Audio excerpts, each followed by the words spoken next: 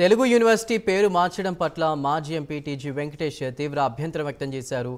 ఆర్య వయస్సుడైనా కూడా పొట్టి శ్రీరాములు తెలుగు మాట్లాడే వారందరి కోసం కూడా ప్రాణత్యాగం చేశారని టీజీ వెంకటేష్ గుర్తు చేశారు.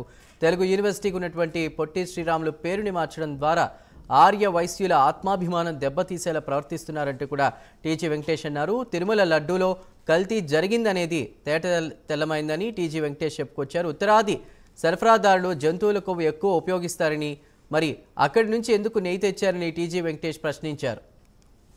ఇప్పుడు కేసీఆర్ కుమారుడు తారక రామారావు అంటే ఎన్టీ రామారావు పేరు పెట్టారు.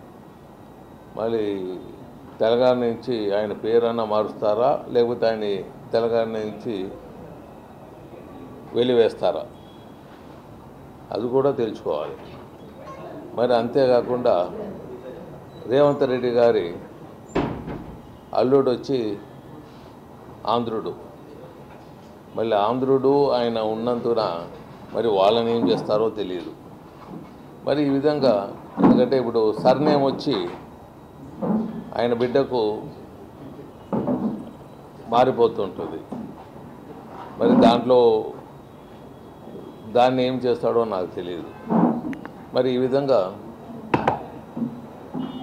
చనిపోయిన వాళ్ళు కీర్తిశేషులు పొట్టి శ్రీరాములు గారు, సురవరం ప్రతాప్ రెడ్డి గారు స్వర్గంలో కలిసే ఉన్నారు. వాళ్ళు మీరు మాత్రం విభజిస్తారు. వాళ్ళు అసలు స్వర్గంలో ఉన్నారు, వాళ్ళకి ఎందుకు ఇబ్బందులు పెడతారు వాళ్ళని? రేవంత్ రెడ్డి గారు ఆ స్వర్గంలో ఉండే వాళ్ళకు ఇది చూసి వాళ్ళు కూడా అట్లా కొట్లాడే పరిస్థితి మీరు తెస్తున్నారేమో. ఎందుకు ఇవంతా మీరు అనవసరంగా ఎన్నో పనులు మంచివి చేస్తున్నారు, దాంట్లో ఇవంతా మీరు నెత్తి మీద పెట్టుకొని ఒక కమ్యూనిటీని, ఒక సిద్ధాంతాలు మంచి నమ్మకం ఉండేవాళ్ళు, మీతో కలిసి ఉండేవాళ్ళు వాళ్ళని దూరం చేసుకుంటున్నారేమో నేను